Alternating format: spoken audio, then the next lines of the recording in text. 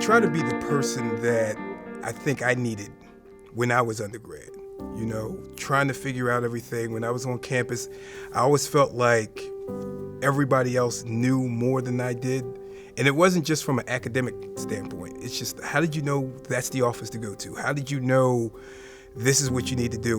What do you mean about internships? Those types of things. It was like, wow, I wish I would have had somebody to help me on that path. So that's really what I try to be. I try to be that help. I tell students I have a lot of answers, not because I didn't make mistakes, it's just the other way around. I have a lot of answers because I made so many mistakes.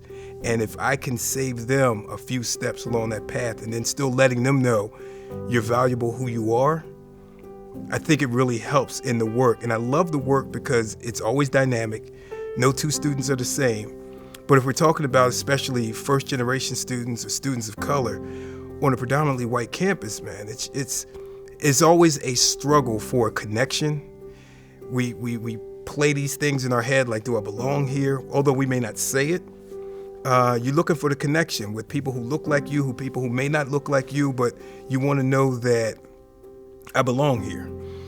The identity piece for me and my work, that role is helping people find their identity, helping people be fine with their identity. And I tell students now, I'm at an age in my life where I'm comfortable with who I'm not.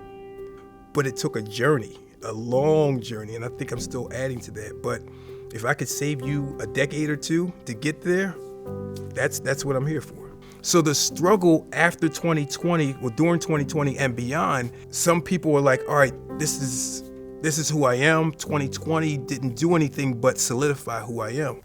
For others, it's a challenge, like I am who I am, but now I'm around people who don't appreciate that. Now I'm around people who don't value that. And I know for me personally, the struggle had been, I knew those things were out there, but damn, it took a pandemic and social unrest and shutting everything down for you to finally listen. So you weren't listening.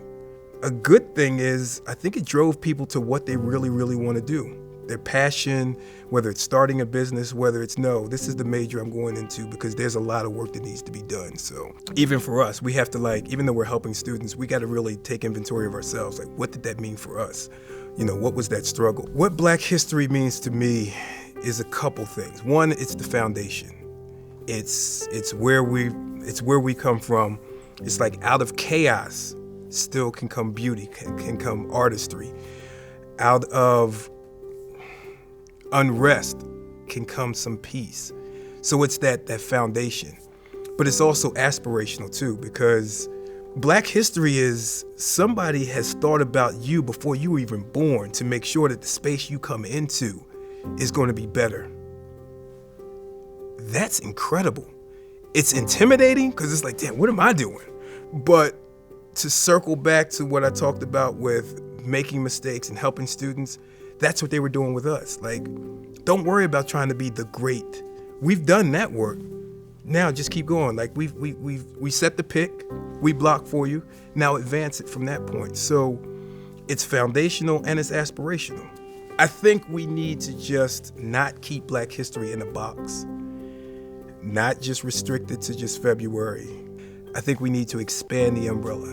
There are brothers and sisters in the struggle who were gay, who were women, who didn't play the color politics of you're dark skinned, so this has to be the face of civil rights, or you're light skinned and this has to be the rights. Black history can't just be history, man. It has to be living. It has to be living in everyone. And we have the responsibility to tell the younger people from grade school through college, like, yo, you are living Black history. You are living Black history. So what you're doing, somebody's looking at you right now. When you go away to school, they're waiting for you to come back and see what's going on, to make college a reality for them or whatever you want to do. Let's take Black history out of a box and just let it live and then add to it.